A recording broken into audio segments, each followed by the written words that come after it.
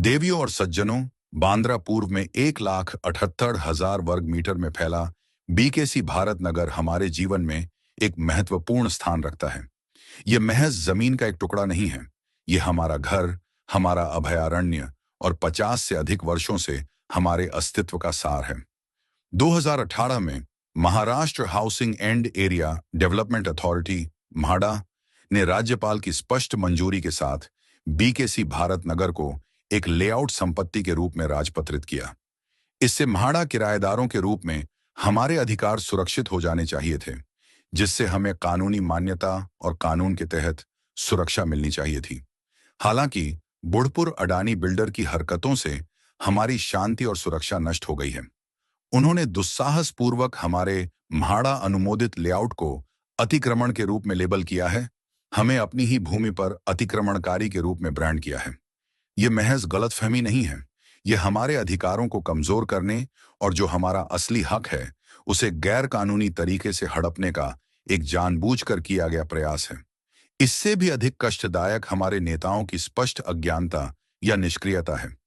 ऐसा लगता है कि महाराष्ट्र के मुख्यमंत्री एकनाथ शिंदे, मंत्री देवेंद्र फडणवीस और अजीत दादा पवार राज्यपाल की मंजूरी और बीकेसी भारत नगर के म्हाडा राजपत्र से अनजान हैं।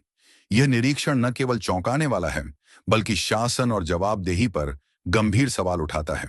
इसके अलावा हमारे स्थानीय प्रतिनिधि विधायक जीशान सिद्दीकी और सांसद वर्षाताई गायकवाड़ इस अन्याय के सामने चुप हैं।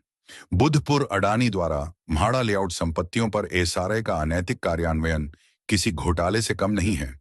ये महाराष्ट्र के इतिहास में सबसे बड़ा जमीनी घोटाला है, जिससे महाराष्ट्र सरकार को राजस्व में 50,000 करोड़ रुपए का अनुमानित नुकसान हुआ है। यह जनता के विश्वास के साथ विश्वासघात है और लोगों के कल्याण के प्रति घोर उपेक्षा है। जैसे जैसे चुनाव नजदीक आ रहे हैं, हमें एकजुट होकर अपनी आवाज उठानी चाहिए। हम केवल उन्हीं को वोट देंगे जो चुनाव से पहले डीसीआर 33(5) के तहत हमारे अधिकारों को बहाल करने की प्रतिज्ञा करेंगे। हमारी मांग सरल लेकिन महत्वपूर्ण है।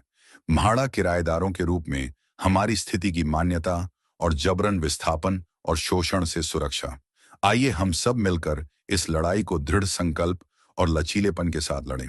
आइए हम सत्ता में बैठे लोगों को याद दिलाएं कि वे हमारे प्रति जवाबदेह हैं, उन लोगों के प्रति जवाबदेह हैं जिनकी उन्होंने सेवा करने की शपथ ली है। हमारा संघर्ष सिर्फ अपने लिए नहीं है, बल्कि न्याय, निष्पक्षता और हमारे समुदाय की गरिमा के संरक्षण के लिए है। धन्यवाद।